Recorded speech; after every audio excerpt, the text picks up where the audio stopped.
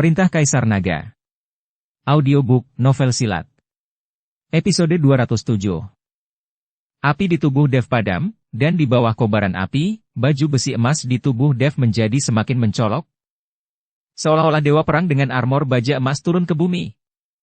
Melihat keadaannya, Zeke benar-benar kehilangan semangat juangnya saat ini, dan dia menyadari bahwa dia tidak memiliki kekuatan untuk melawan di depan Dev.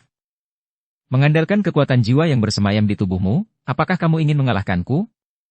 Dev berjalan menuju Zeke selangkah demi selangkah. Melihat Dev berjalan ke arahnya, mata Zeke penuh ketakutan. Saat dia bangun dan ingin melarikan diri, dia terkena pukulan Dev, dan dia tidak bisa bangun sama sekali. Aura di tubuh Zeke dengan cepat layu, dan seluruh tubuh fisiknya hampir roboh. Pada saat ini, kabut hitam melayang keluar dari tubuh Zeke, dan kemudian melarikan diri ke kejauhan dengan kecepatan tinggi. Mau pergi?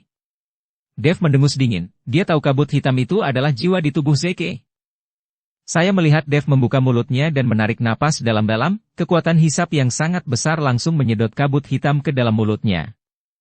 Zeke melihat pemandangan di depannya, matanya penuh kejutan.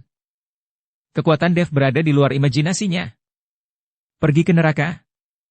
Dev menatap Zeke yang terluka parah, tanpa jejak belas kasihan di matanya, dia akan menginjaknya. Dengan tendangan ini, otak Zeke akan meledak dan dia akan mati.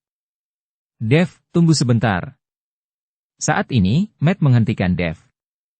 Dev sedikit terkejut, meletakkan kakinya ke belakang, menatap Matt dan berkata, "Tuan Hu, apa yang kamu inginkan?" Matt berjalan cepat ke arah Dev, lalu membisikkan sesuatu ke telinga Dev.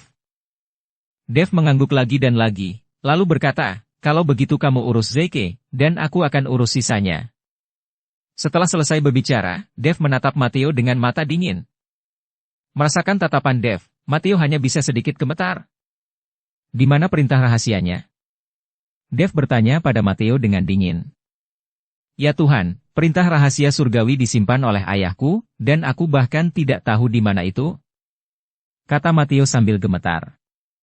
"Tidak tahu? Kalau begitu bawa aku menemui ayahmu." Dev tidak akan pernah pergi kecuali dia mendapat perintah rahasia surgawi. "Ayahku dalam pengasingan dan tidak bisa diganggu sama sekali, jadi..." Plak! Sebelum Matteo selesai berbicara, Dev melambaikan telapak tangannya, dan tubuh Matteo jatuh dengan keras ke tanah. Saat ini, banyak orang dari Pavilion Bailian datang dengan membawa berbagai senjata suci. Melihat ini, Matteo berteriak keras, "Hentikan dia dengan cepat." Setelah Matteo selesai berbicara, semua orang itu pergi menuju Dev. Tapi Matteo bangkit dan langsung lari ke kamar Tuan Yan, karena dia tahu hanya Tuan Yan yang bisa menyelamatkannya sekarang. Melihat anggota Pavilion Bailian bergegas maju, Dev tidak menunjukkan belas kasihan. Karena Matteo bermitra dengan Zeke untuk berurusan dengannya, maka Pavilion Bailian adalah musuhnya. Saat berhadapan dengan musuh, Dev tidak akan memiliki belas kasihan sedikit pun. Saya melihat Dev melambaikan tangannya yang besar, cahaya keemasan menyala, dan langsung mengirim Markuis Agung terbang. Yang lain memegang senjata suci, tapi tidak berani mendekat, mereka mengaktifkan senjata suci satu demi satu dan menuju Dev. Tiba-tiba, pancaran senjata suci berkobar, dan serangkaian mantra menyerang Dev. Anda harus tahu bahwa Pavilion Bailian terkenal dengan pemurnian senjata, dan senjata suci di tangan anggota Pavilion Bailian ini pasti bukan benda biasa. Begitu banyak senjata suci datang ke arah Dev bersama, tapi Dev tidak takut sama sekali. Di hadapan kekuatan absolut, senjata suci apapun akan sia-sia. Saya melihat Dev merentangkan kedua telapak tangannya, dan aura menakutkan menyapu seluruh Pavilion Bailian. Dengan setiap telapak tangan, anggota Pavilion Bailian akan mati, Dev tidak keberatan. Segera, senjata suci di tangan anggota Pavilion Bailian ini dihancurkan oleh aura kuat Dev. Semua orang juga memuntahkan darah, dada mereka terluka parah, dan tulang mereka semua hancur. Jelas bahwa mereka tidak dapat bertahan hidup. Hanya dalam beberapa menit, lebih dari selusin anggota Pavilion Bailian yang memegang senjata suci semuanya berubah menjadi mayat.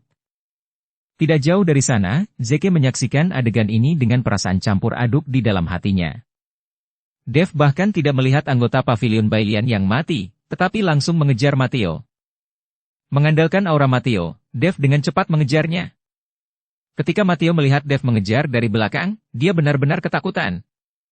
Lebih dari selusin anggota Pavilion Bailian yang dipersenjatai dengan senjata suci, namun Dev tetap bergegas begitu cepat. "Lukas, selamatkan aku, Lukas, selamatkan aku!" teriak Matteo. Segera, Yan tua itu keluar dari ruangan, menatap Matteo yang panik dan berkata, "Tuan Pavilion Muda, ada apa denganmu?"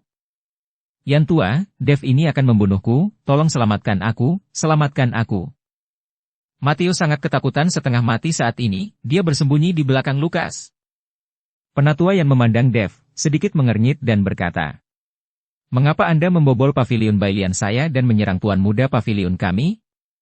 Dev melirik Tuan Yan, dan menemukan bahwa Tuan Yan paling kuat di masa-masa awal Wuhou, bahkan tidak sekuat anggota Pavilion Bailian tadi. Dia tidak mengerti mengapa Matteo meminta lelaki tua itu untuk menyelamatkannya. Dengan kekuatan lelaki tua itu, dia jelas bukan lawannya. "Aku baru saja datang ke Pavilion Bailian untuk meminjam perintah rahasia surga, tapi aku tidak menyangka bahwa Tuan Pavilion Mudamu bergabung dengan orang lain untuk membunuhku. Aku adalah orang yang akan membalas dendam." Dev berkata dengan dingin. "Meminjam perintah rahasia surgawi?" Ketika Tuan Yan mendengar ini, dia tertawa keras. "Apakah menurut Anda ada orang yang dapat meminjam perintah rahasia surgawi Pavilion Bailian kami? Anda bahkan tidak melihat diri Anda sendiri." Wajah penatua Yan menjadi dingin, tubuhnya tiba-tiba bergetar, dan beberapa rantai yang berkedip-kedip terbang keluar dari pakaiannya dalam sekejap. Setiap rantai memiliki benda-benda bergerigi di depan, seperti ular sanca ular piton yang memamerkan taringnya. Melihat ini, Dev tahu bahwa meskipun Yan tua ini tidak terlalu kuat, dia memang ahli dalam menggunakan senjata. "Karena kamu tidak ingin meminjaminya, aku hanya bisa mengambilnya." Setelah Dev selesai berbicara, sosoknya menghilang dalam sekejap, dan dia pergi menuju Matteo. Selama Matteo terkendali, Dev tidak percaya bahwa Pavilion Bailian tidak akan menyerahkan perintah rahasia. Ketika Tuan Yan melihat ini, rantai di tubuhnya langsung terhuyung-huyung, membentuk jaring besar di udara, menyelimuti Dev. Ketidaktahuan. Apapun akan sia-sia. Menghadapi rantai yang terlihat seperti ular piton, Dev hanya bisa mencibir. Kesenjangan kekuatan yang begitu besar, bahkan dengan penggunaan senjata, tidak bisa menebusnya sama sekali. Ada cahaya yang menyinari telapak tangan Dev, dia mengulurkan tangannya untuk meraih rantai itu, lalu menariknya dengan kedua tangan. Rantai besi yang tampaknya kuat dan ganas itu langsung putus di bawah tarikan lembut Dev, dan rantai itu tersebar di seluruh tanah. Melihat ini, Tuan Yan mau tidak mau membuka matanya lebar-lebar, dengan mata yang luar biasa. "Tuan Pavilion Muda, bagaimana dengan labu emas ungu?" Melihat ini, Tuan Yan buru-buru mengikuti Matteo untuk labu emas ungu. Setelah mendengar ini, Matteo buru-buru mengeluarkan labu emas ungu dan menyerahkannya kepada Tuan Yan. Tuan Yan mengambil labu emas ungu, dan nafas langsung menembus ke dalam labu. Dalam sekejap, labu itu memancarkan cahaya ungu, dan embusan napas yang mengerikan keluar dari labu itu. Melihat ini, Dev sedikit mengernyit, dia bisa merasakan kekuatan labu itu. Senjata suci bermutu tinggi. Dev mengerutkan kening, cahaya keemasan di tubuhnya bersinar, dan tubuh emas itu tidak bisa dihancurkan sampai ekstrim. Kekuatan naga terus mengembara, dan naga emas perlahan muncul di udara di belakang Dev. Melihat Dev seperti ini, wajah Tuan Yan sangat jelek, tetapi masalahnya sudah sampai pada titik ini, dia hanya bisa mencobanya. Lukas mendesak labu ungu emas untuk bergerak, dan aura menakutkan menyelimuti seluruh Pavilion Bailian. Segera setelah itu, kecemerlangan yang menakutkan keluar dari labu, seperti roket. Setiap kecemerlangan mengandung kekuatan yang sangat menakutkan, yang tidak kalah dengan kekuatan Wusheng.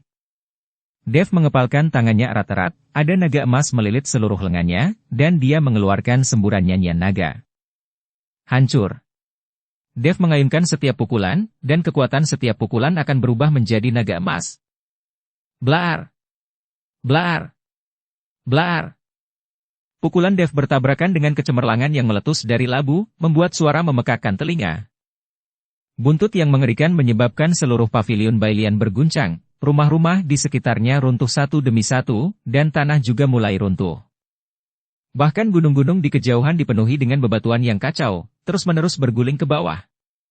Segera, ekspresi Yan tua berubah, seteguk darah keluar, dan kecemerlangan di labu emas ungu segera menghilang. Dev menyingkirkan kekuatan naga itu, dan wajahnya menjadi sedikit jelek. Yan tua, Yan tua. Melihat ini, Matteo buru-buru mendukung penatuaian. Dev berjalan menuju mereka berdua selangkah demi selangkah. Serahkan perintah rahasia surgawi sekarang, mungkin kamu bisa selamat. Melihat ekspresi dingin Dev dan niat membunuh di matanya, Matteo merasa sangat menyesal, dan menyesal menyetujui Zeke. Mengapa dia setuju untuk mengikuti Zeke untuk berurusan dengan Dev? Jika dia tahu bahwa kekuatan Dev sangat menakutkan, bahkan jika dia diberi senjata suci yang bagus, dia tidak akan setuju. Tapi tidak ada seorang pun di dunia ini yang menjual obat penyesalan. Perintah rahasia itu, kami tidak tahu di mana itu, disimpan oleh ayahku. Matteo sangat ketakutan hingga dia akan menangis, dan menjelaskan kepada Dev. Tapi bagaimana Dev bisa mendengarkan? Dia mengulurkan tangannya dan meraih kerah Matteo, mengangkatnya. Aku bertanya lagi, di mana perintah rahasia surgawi? Aura pembunuh di tubuh Dev telah membungkus Matteo. Pada saat ini, Matteo hanya merasa bahwa dia telah jatuh ke dalam jurang, dan hawa dingin datang dari lubuk hatinya. Matteo sangat ketakutan sehingga dia tidak bisa berkata apa-apa. Perintah rahasia surgawi itu benar-benar disimpan oleh Master Pavilion. Kami benar-benar tidak tahu. Bahkan jika kamu membunuh kami, itu tidak akan berguna sama sekali. Melihat ini, Tuan Yan buru-buru mengikuti Dev. Melihat ini, Dev tahu bahwa Matteo tidak tahu di mana perintah rahasia itu, jadi dia berkata, "Kalau begitu bawa aku menemui Master Pavilionmu." Master Pavilion kami mundur untuk memurnikan senjata. Tidak ada yang bisa melihatnya sebelum waktunya tiba. Anda bisa menunggu beberapa hari. Master Pavilion harusnya meninggalkan pengunduran diri dalam 10 hari. Tuan Yan dengan hati-hati menjelaskan. Dia tidak mau menyinggung Dev, dia takut Dev akan membunuh Matteo. Dev menghela nafas tak berdaya, melepaskan dan melempar Matteo ke tanah. Ketika Master Pavilionmu keluar dari pengasingan diri, kamu akan mengatakan bahwa aku datang untuk menemuinya. Setelah Dev selesai berbicara, dia mengambil labu emas ungu dari tangan Yan tua, berbalik dan pergi. Dia tidak dapat melakukan perjalanan ini dengan sia-sia, labu emas ungu ini harus menjadi kompensasi dari Pavilion Bailian untuknya. Melihat bahwa Dev telah mengambil labu emas ungu, baik Tuan Yan maupun Matteo tidak berani mengatakan apapun. Dev berjalan kembali, dan ketika Matt melihat ini, dia segera bertanya. Bagaimana, kamu mendapatkan perintah rahasia surgawi? Dev menggelengkan kepalanya, sepertinya kita benar-benar harus bergantung pada orang ini untuk membawa kita ke alam rahasia. Untungnya, kamu baru saja menghentikanku dan tidak membunuh Zeke. Lalu apa yang harus kita lakukan sekarang? Matt bertanya. Ayo kembali dulu. Jika kita ingin mendapatkan perintah rahasia surga, kita perlu menunggu Master Pavilion Bailian untuk keluar dari pengasingan diri. Ayo biarkan Zeke membawa kita untuk membuka pintu masuk ke alam rahasia terlebih dahulu. Jika tidak berhasil, kita akan pergi ke Pavilion Bailian lagi. Setelah Dev selesai berbicara, dia melangkah maju dan mengangkat Zeke. Saat ini, Zeke, seperti anjing mati, dibawa pergi oleh Dev begitu saja. Dev dan yang lainnya kembali ke ibu kota. Meskipun mereka tidak mendapatkan perintah rahasia surga, mereka menangkap Zeke. Itu adalah perjalanan yang berharga, dan mereka mendapatkan labu emas ungu. Namun, labu emas ungu ini tidak banyak berguna bagi Dev. Kekuatan Dev saat ini tidak bisa lagi menggunakan labu emas ungu ini. Tuan Hu, sangat sulit bagimu untuk pergi ke Pavilion Bailian bersamaku, izinkan aku memberimu hadiah. Kata Dev. Matt tercengang sejenak, lalu menatap Dev dengan waspada. Apa yang kamu lakukan, nak? Mengapa kamu tiba-tiba ingin memberiku hadiah? Biarkan aku memberitahumu, aku hanya menyukai wanita. Dev terkejut, lalu tertawa dan mengutuk, benarkah? Tapi aku mendapatkan senjata suci dari Pavilion Bailian, dan tidak berguna bagiku, jadi aku hanya akan memberikannya padamu. Apa? Kamu mencuri senjata suci dari Pavilion Bailian? Kamu menghancurkan rumah orang, dan kamu bahkan mencuri senjata suci seseorang. Matt sangat terkejut. Apa itu mencuri? Jangan bicara kasar. Aku tidak mencurinya, aku merampoknya. Dev tersenyum. Hahaha. Matt juga tertawa. Ketika Dev mengeluarkan labu emas ungu, tawa Matt berhenti seketika, dan dia melihat labu itu dengan kaget. Ini adalah labu emas ungu, senjata sihir bermutu tinggi. Matt berteriak kaget. Omong kosong, jika itu senjata sihir tingkat rendah, aku masih tidak menyukainya, jadi aku bertanya apakah kamu menginginkannya. Kata Dev dengan wajah cemberut. Ya, tentu saja, Matt menyambar labu emas ungu itu, lalu memeluk Dev dan hendak menciumnya. Dev mendorong Matt menjauh dan berkata, Najis. Aku beritahu kamu, aku hanya menyukai wanita. Matt terkekeh, Dev, terima kasih banyak, hal ini lebih penting daripada wanita. Apa yang lebih penting dari seorang wanita? Tiba-tiba Jin datang. Melihat Jin, Matt langsung berkata, tidak ada yang lebih penting darimu. Aku merindukanmu dalam 2 hari ini. Saat dia mengatakan itu, Matt pergi dengan Jin di pelukannya. Dev tidak bisa berkata-kata. Ketika dia datang ke ruangan tempat Zeke di penjara, Dev memandang Zeke, yang lamban dan meringkuk, dan tersenyum dingin. Dev, bunuh aku, percuma jika kamu menahanku, aku tidak bisa membuka pintu masuk ke dunia rahasia. Aku hanya pion dari sekte hati iblis. Mereka tidak akan memberitahuku mantra untuk membuka pintu masuk ke dunia rahasia. Zeke berkata kepada Dev.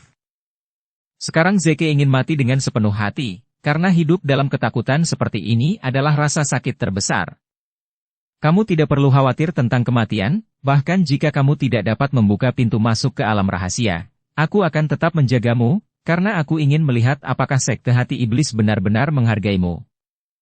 Karena fisik spesialmu telah dikembangkan, aku percaya bahwa sekte hati iblis pasti tidak akan memperlakukanmu sebagai bidak biasa, jika tidak, kekuatanmu tidak akan tumbuh begitu cepat.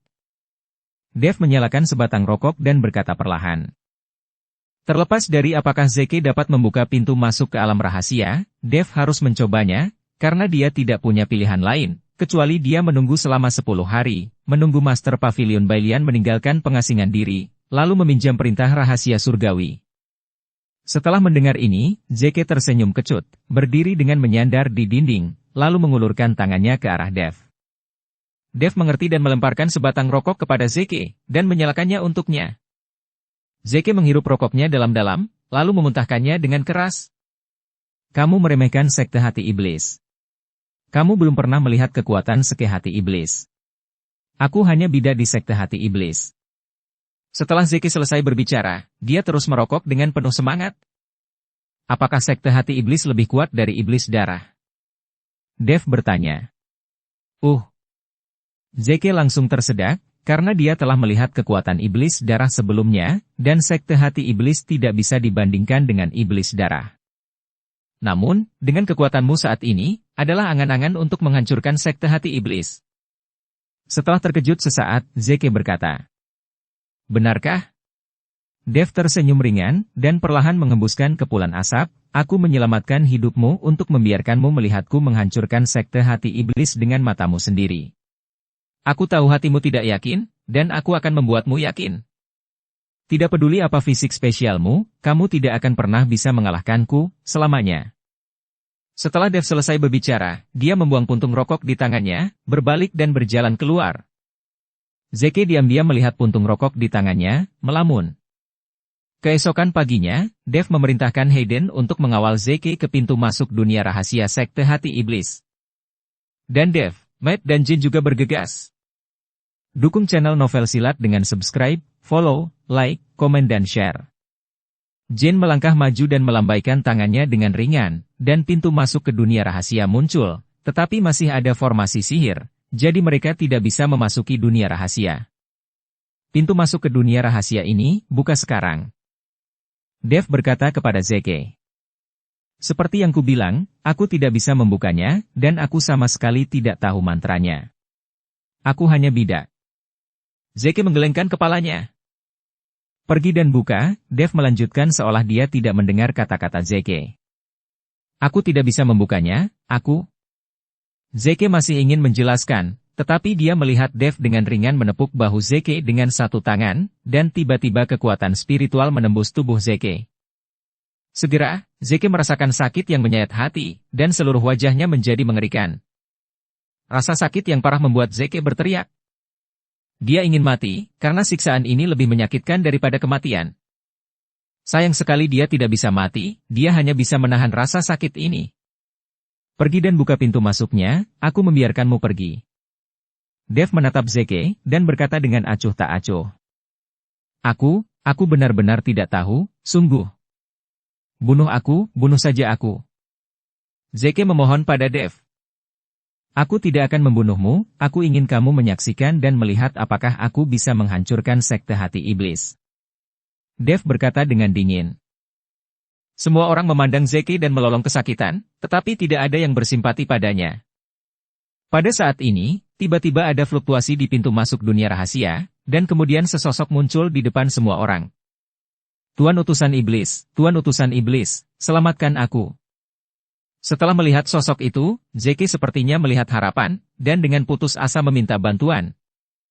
Tetapi utusan iblis itu tampaknya tidak melihat Zeke, tetapi memandang Dev dengan dingin, dan berkata dengan dominan. Dev, lepaskan dia, atau pacarmu akan dalam bahaya. Biarkan aku melepaskannya, tapi kamu harus melepaskan pacarku dulu. Dev berkata kepada utusan iblis itu. Apakah kamu bisa tawar-menawar denganku? Apakah kamu memenuhi syarat? Zeke ini hanya orang kecil, kami sekte hati iblis tidak peduli sama sekali, dan jangan lupa, pacarmu masih ada di tangan kami. Saat dia mengatakan itu, utusan iblis itu melambaikan telapak tangannya dengan ringan, dan sebuah gambar segera muncul di kehampaan, di mana Yuki sedang dipenjara. Setelah melihat Yuki, mata Dev menjadi merah, tinjunya mengepal erat, dan giginya bergemertak. Dev meletakkan satu tangan di kepala Zeke, menatap utusan ajaib, lepaskan pakarku, atau aku akan membunuhnya sekarang. Utusan iblis mencibir, kamu bisa melakukannya sekarang, dia sekarang sia-sia, dan tidak ada gunanya bagi sekte hati iblis kami. Tapi pacarmu sangat penting bagimu.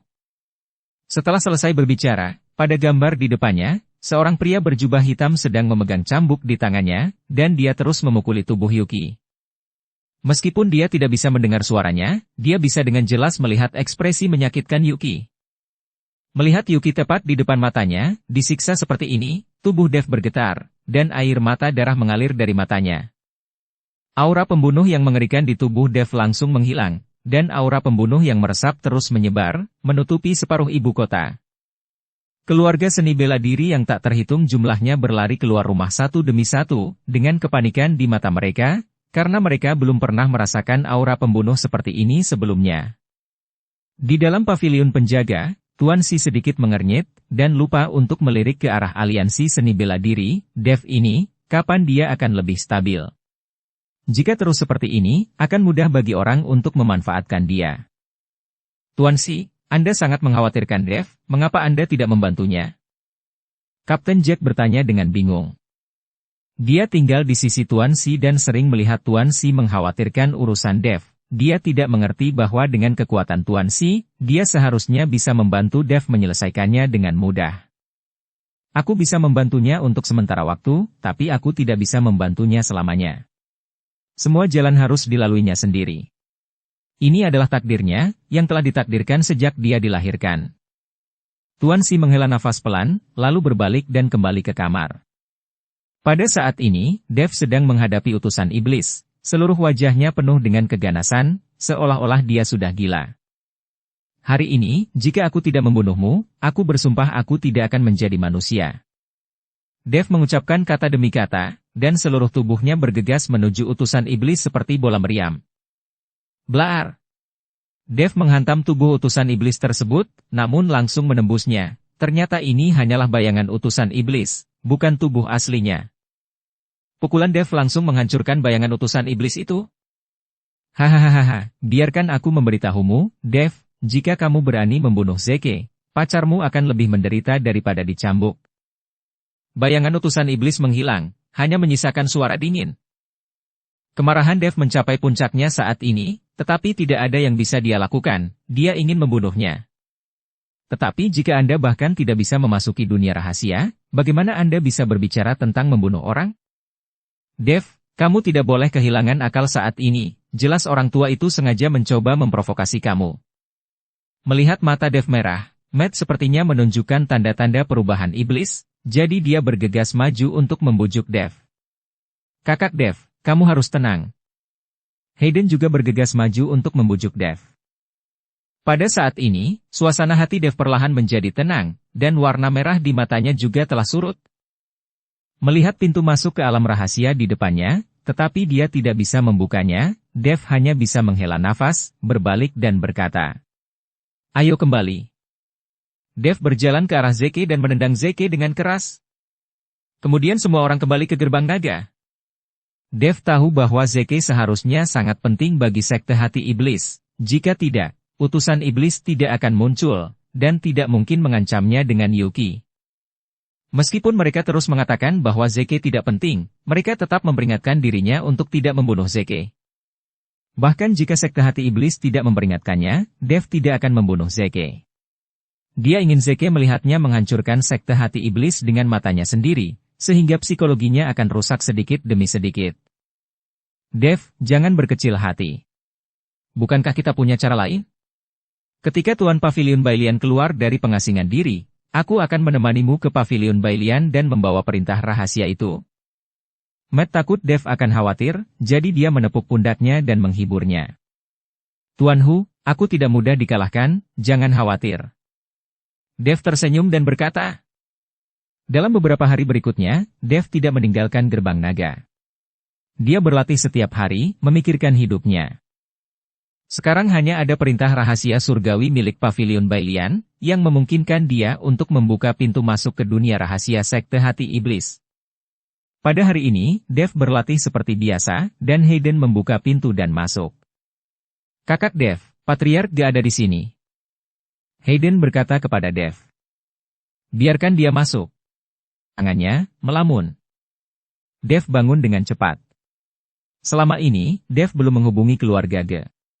Sepertinya Ferdinand Ge datang mencarinya untuk sesuatu. Tuan Chen. Ferdinand Ge memasuki pintu dan berteriak dengan hormat kepada Dev. Patriark Ge, apakah kamu mencariku untuk sesuatu? Dev bertanya. Tuan Chen, sesepuh klan ingin Anda datang dan berkata bahwa dia ingin mendiskusikan sesuatu dengan Anda. Kata Ferdinand Ge. Setelah mendengar ini, Dev mengangguk. Oke, ayo pergi sekarang. Saat mengikuti Ferdinand ke tanah keluarga Ge, Dev bertanya, Patriark Ge, apakah keluarga Ge kuno sudah kamu beritahu apa yang terjadi? Ferdinand menggelengkan kepalanya. Tidak, tapi ekspresi penatua klan tampaknya tidak terlalu baik, dan suasana di alam rahasia menjadi jauh lebih tegang akhir-akhir ini. Saat mereka berbicara, keduanya tiba di pintu masuk alam rahasia. Ferdinand menggumamkan sesuatu, dan dengan lambaian tangannya, sebuah pintu cahaya muncul. Setelah Dev masuk dengan Ferdinand, para Guangmen langsung menghilang lagi.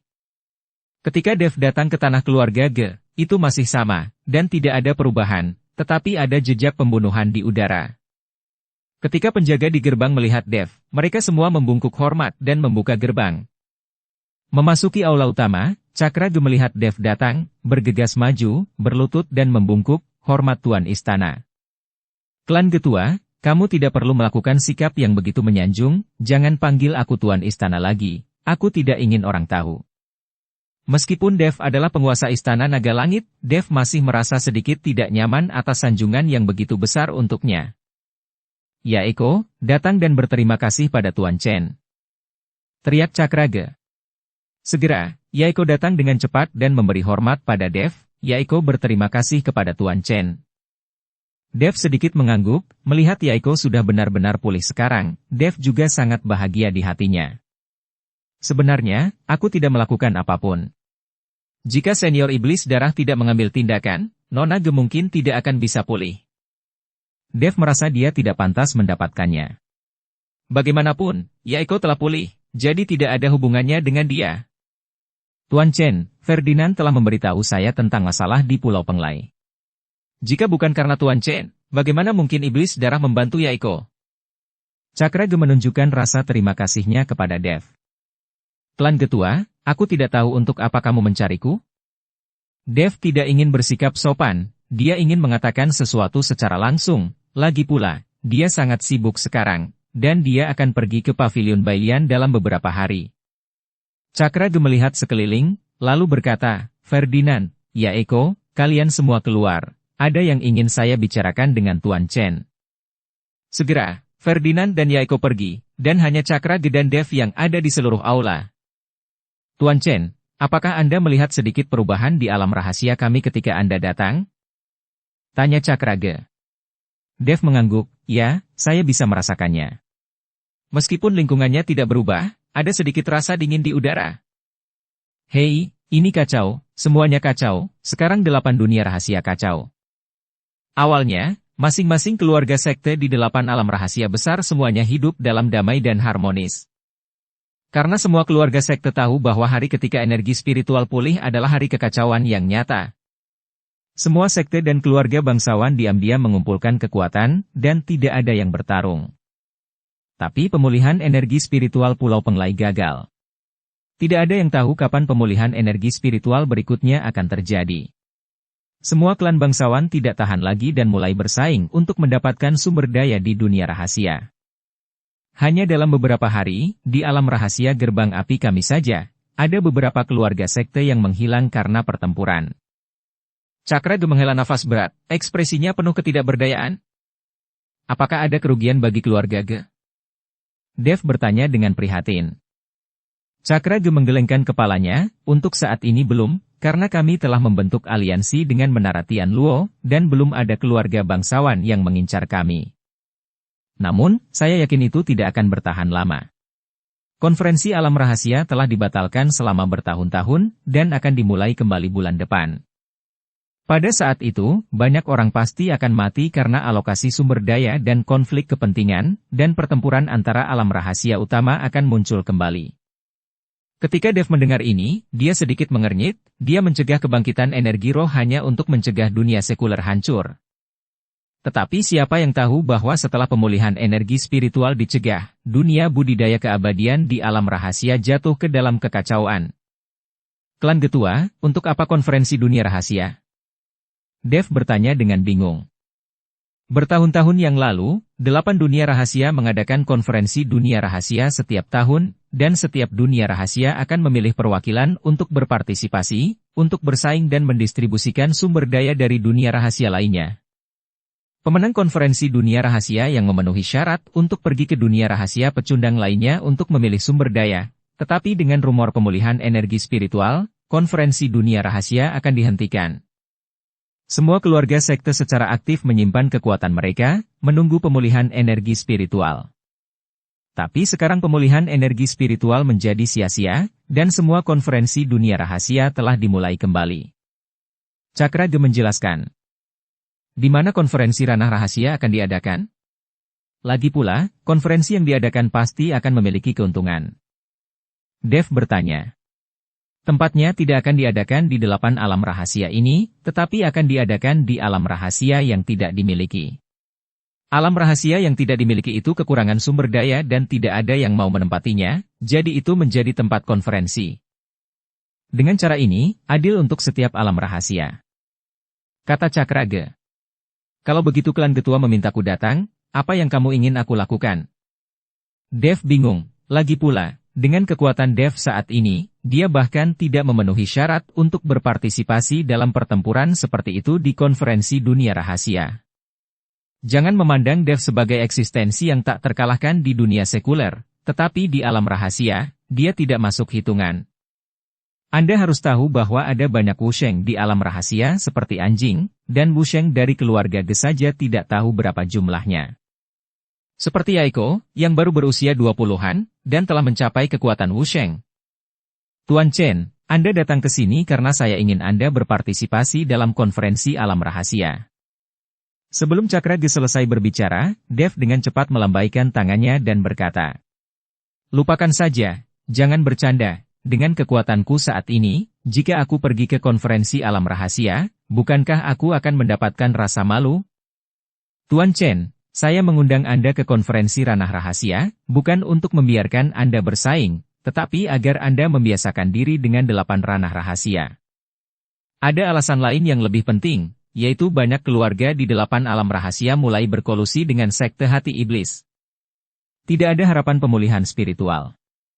Keluarga-keluarga ini berencana untuk berkolusi dengan sekte hati iblis, dan menggunakan metode sekte hati iblis untuk tidak ditekan oleh hukum langit dan bumi, dan ingin menduduki seluruh dunia sekuler. Dan saya juga mendengar bahwa mereka sedang mencari sesuatu, yaitu tempat di mana mereka dapat mengontrol pemulihan energi spiritual secara artifisial. Cakraga berkata perlahan. Memanipulasi pemulihan spiritual buatan? Dev tampak sedikit terkejut. Tapi dari sudut pandang ini, sekte hati iblis benar-benar lebih kuat dari yang saya bayangkan. Jika ada keluarga lain di alam rahasia yang bekerja sama dengan sekte hati iblis, akan lebih sulit bagi saya untuk sepenuhnya melenyapkan sekte hati iblis. Klan Getua, kapan konferensi ranah rahasia diadakan? Aku perlu mengatur waktu. Dev bertanya pada Cakraga. Tanggal 15 bulan depan. Kata Cakraga. Oke, ketika saatnya tiba, aku akan memperhatikan baik-baik orang-orang di 8 alam rahasia besar ini. Dev mengangguk berat.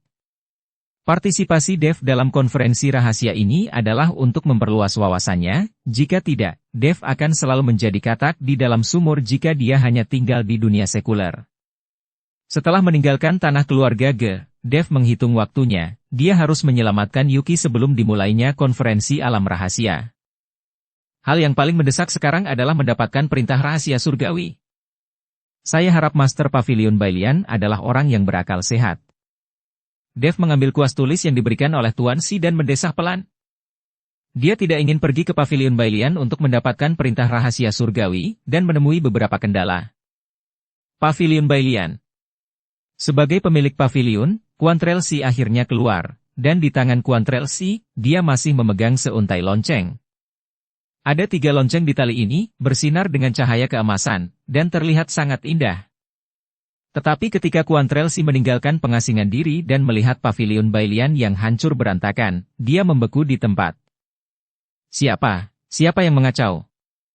Wajah Quantrell memerah karena marah, dan dia berteriak dengan marah. Anda harus tahu bahwa Pavilion Bailian tidak berurusan dengan keluarga seni bela diri di dunia sekuler, jadi tidak ada konflik. Dan keluarga sekte di alam rahasia itu akan ditekan oleh hukum langit dan bumi ketika mereka datang ke dunia sekuler, dan mereka tidak berani membujuk mereka. Meskipun ada banyak keluarga kerajaan rahasia yang menginginkan perintah rahasia surgawi Pavilion Bailian, Quantrell tidak menjualnya, dan justru karena perintah rahasia surgawi itulah keluarga kerajaan rahasia itu sangat menghormati Pavilion Bailian. Tapi sekarang, tepat setelah Quantrell keluar dari pengasingan diri, dia melihat Pavilion Bailiannya berantakan, bagaimana mungkin dia tidak marah? Ayah, kamu bisa mengetahuinya. Ketika Matteo melihat ini, wajahnya penuh dengan keluhan, dan dia bergegas dengan air mata berlinang. Matteo, apa yang terjadi? Quantrell bertanya dengan wajah dingin. Ayah, sebaiknya aku membiarkan penatua yang memberitahumu.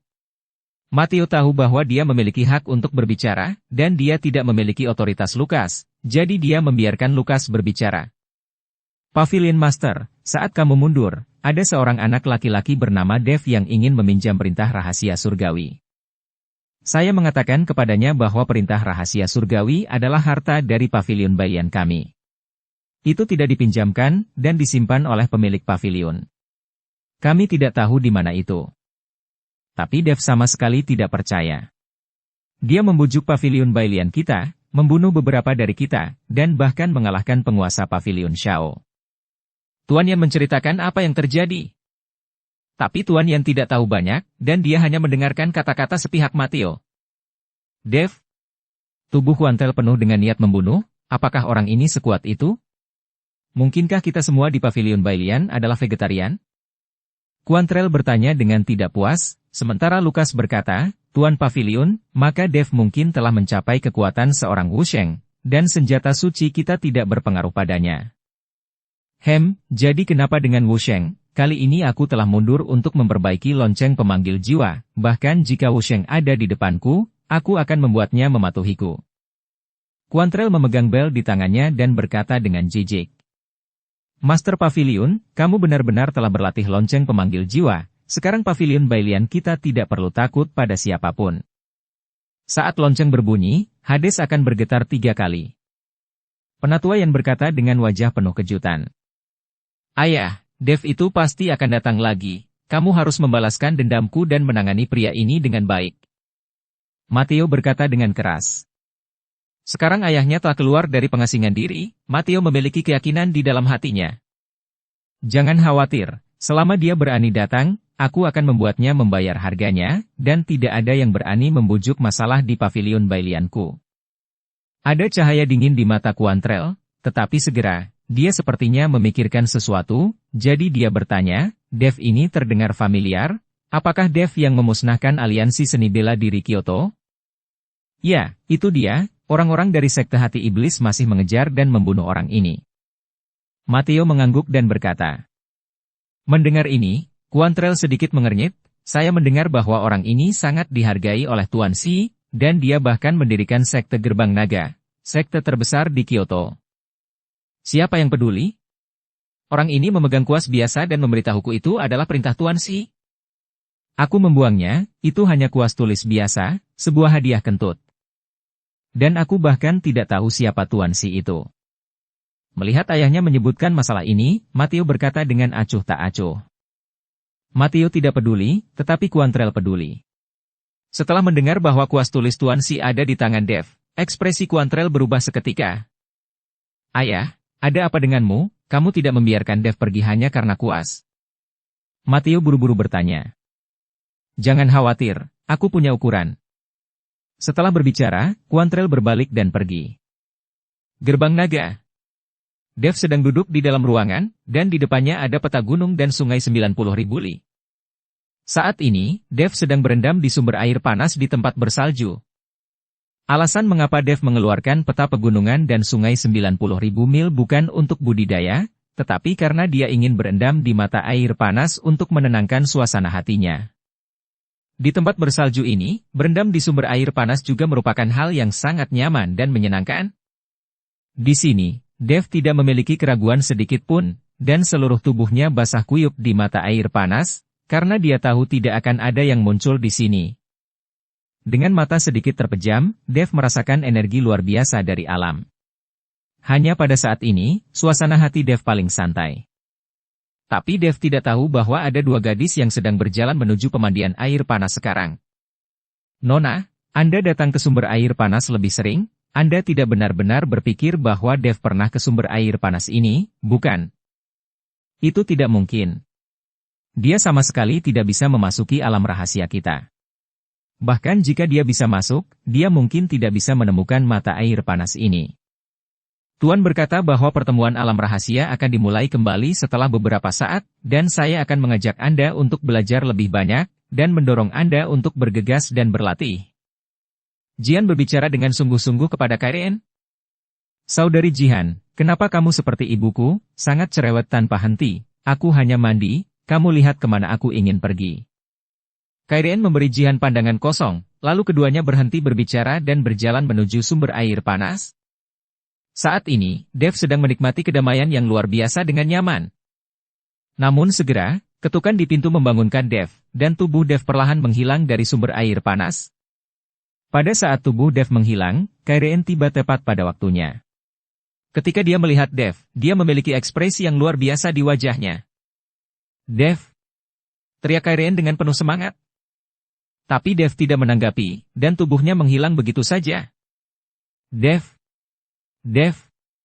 Teriak Karen, tetapi pada saat ini, Dev tidak terlihat. Nona, tidak ada Dev di sini, kamu jangan memikirkan Dev, apakah kamu berhalusinasi? Jian melihat sekeliling, dan bahkan tidak ada bayangan hantu, di mana Dev. Saudari Jihan, itu bukan halusinasi, aku benar-benar melihat Dev, itu benar-benar dia. Karen tampak bersemangat, tetapi dia tidak mengerti mengapa tubuh Dev tiba-tiba menghilang. Ketika Karen sedang mencari Dev kemana-mana, Dev telah membuka matanya di dunia sekuler. Setelah perlahan bangun, Dev mau tidak mau melihat lagi pegunungan dan sungai 90.000 mil. Ketika kesadarannya keluar dari peta pegunungan dan sungai 9.000 mil barusan, dia sepertinya mendengar seseorang memanggilnya, dan suaranya sangat mirip dengan Karen itu. Tetapi pada akhirnya Dev menggelengkan kepalanya, merasa bahwa dia pasti tidak stabil secara emosional akhir-akhir ini dan mengalami halusinasi pendengaran. Bagaimana mungkin mendengar suara Karen di peta pegunungan dan sungai 90.000 li? Setelah memasukkan peta pegunungan dan sungai 9.000 mil ke dalam cincin penyimpanan, Dev membuka pintu dan menemukan bahwa Matt sedang mengetuk pintu. Dev, saatnya kita berangkat. Diperkirakan Master Pavilion Bailian sudah keluar dari pengasingan diri. Matt berkata kepada Dev. Oke. Dev mengangguk. Ketika keduanya sedang dalam perjalanan ke Pavilion Bailian, Matt bertanya dengan cemas, Dev, jika Tuan Pavilion Bailian belum keluar dari pengasingan diri, atau jika dia sama sekali tidak meminjamkan perintah rahasia surgawi kepada kita, lalu apa yang harus kita lakukan? Merebutnya. Dev melontarkan satu kata dengan enteng. Tapi satu kata ini cukup mewakili tekad Dev. Ketika Dev dan Matt bergegas ke Pavilion Bailian, sudah ada anggota Pavilion Bailian yang menunggu di luar kali ini, seolah-olah mereka tahu mereka akan datang. Apakah Master Pavilionmu sudah keluar dari pengasingan diri? Dev bertanya kepada anggota Pavilion Bailian yang menyapa mereka. Tuan Pavilion kami telah keluar dari pengasingan diri, jadi Tuan Pavilion secara khusus meminta kami untuk datang ke pintu untuk menemui kalian berdua. Kata anggota Pavilion Bailian. Segera, Dev dan Matt dibawa ke sebuah ruangan besar, yang jelas bukan ruangan tempat Dev bertemu Matteo untuk pertama kalinya. Ruangan ini lebih besar, dan ada lebih banyak artefak magis di dalam ruangan. Sekilas, semuanya adalah artefak magis kelas atas. Nilainya jelas jauh lebih tinggi daripada terakhir kali saya melihatnya. Kalian berdua, karena kalian di sini, silakan duduk. Sebuah suara datang, dan kemudian Quantrell terlihat keluar dari belakang ruangan.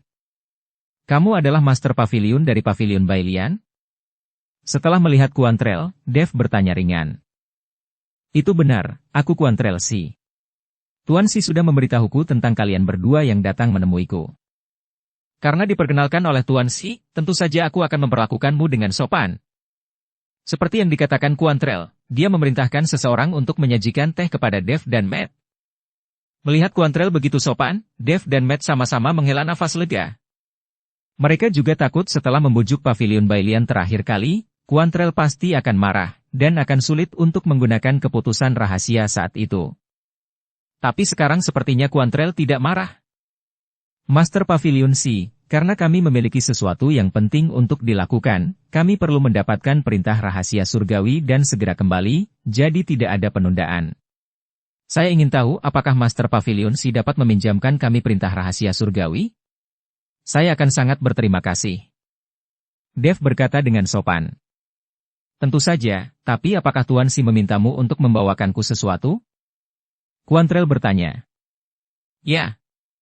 Dev mengangguk lagi dan lagi, lalu mengeluarkan kuas dan meletakkannya di depan Quantrell. Bertahun-tahun yang lalu, saya sangat menyukai kuas Tuan Si. Sekarang Tuan Si mempercayakan kuas ini kepada saya. Tentu saja, saya ingin memberinya wajah. Saya dapat meminjamkan Anda perintah rahasia surgawi. Saat dia berbicara, Quantrell mengeluarkan token seukuran telapak tangan dari pinggangnya. Hanya saja tokennya dilapisi dengan karat tembaga, dan terlihat sangat tua, jadi Anda tidak bisa melihat kekhasan token ini sama sekali. Kalau begitu saya ingin berterima kasih kepada Master Pavilion Si. Dev mengulurkan tangannya untuk mengambil alih perintah rahasia. Pada saat ini, Matteo tiba-tiba masuk, dan bertanya dengan wajah bingung, Ayah, mengapa Anda benar-benar meminjamkan mereka perintah rahasia surgawi? Bagaimana Anda berjanji kepada saya? Orang inilah yang memukuli saya, dan juga Tuan Yan, dan membunuh beberapa dari kami. Pavilion Bailian sekarang berantakan. Dia yang melakukannya. Mengapa Anda masih ingin meminjamkan perintah rahasia kepadanya? Teriak Matteo, tetapi Quantrell menatapnya dan berkata, Diam, bukan giliranmu untuk berbicara di sini. Melihat ayahnya marah, Matteo tidak berani mengatakan apapun, dia hanya bisa menatap Dev dengan kejam. Master Si, ada beberapa kesalahpahaman di sini, jika bukan karena Tuan Muda. Dev ingin menjelaskan, dia tidak ingin kehilangan perintah rahasia surga karena ini. Tapi sebelum Dev selesai berbicara, Quantrell memotongnya.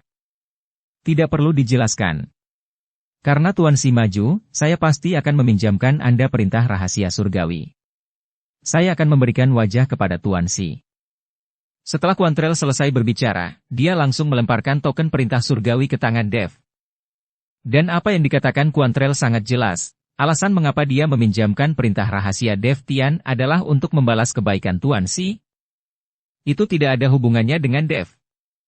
Dev menerima perintah rahasia surgawi, menangkupkan tinjunya dan berkata, Kalau begitu terima kasih Pavilion Master Si. Tetapi ketika Dev berbalik dan hendak pergi dengan perintah rahasia, dia dihentikan oleh Quantrell. Kamu sepertinya melupakan sesuatu? Quantrell berkata kepada Dev dengan dingin. Dev sedikit terkejut, lalu menoleh untuk melihat Quantrell dan berkata, Master Pavilion Si, apakah ada yang lain? Tentu saja, saya telah meminjamkannya karena wajah Tuan Si, dan saya juga telah meminjamkan Anda perintah rahasia surgawi. Tapi kamu memukul anakku, membunuh orang-orangku di Pavilion Bailian, dan menghancurkan banyak rumah di Pavilion Bailianku. Bukankah kamu harus memberiku penjelasan?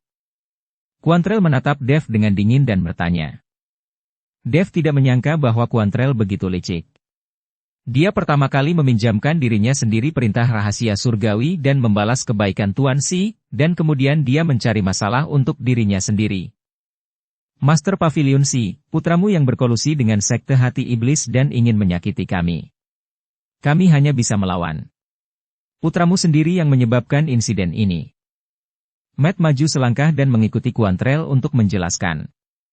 Tetapi Quantrell melambaikan tangannya dan berkata, saya tidak peduli apa yang anak saya lakukan, saya hanya tahu bahwa Anda memukuli anak saya sama saja membunuh saya. Jika itu diketahui, apa yang akan terjadi pada reputasi Pavilion Bailian saya? Melihat keengganan Quantrell, Dev hanya bisa berkata, Master Si, Anda dapat menghitung kerugiannya, dan saya akan membayar Anda. Saya tidak ingin uang. Bagi Pavilion Bailian saya, uang tidak ada bedanya dengan kertas bekas. Quantrell melambaikan tangannya. Lalu apa yang kamu inginkan? Aku bisa memberimu semua yang kamu suka dariku. Dev memilih untuk bersabar, dia hanya ingin bergegas kembali dengan perintah rahasia dan menyelamatkan Yuki. Aku tidak suka compang-camping di tubuhmu. Sekarang kamu berlutut, minta maaf kepada anakku, dan minta anakku membalas kedua tamparan itu. Quantrell berkata dengan enteng. Bersambung ke episode 208. Dukung kami dengan subscribe, follow, like, komen dan share. Terima kasih.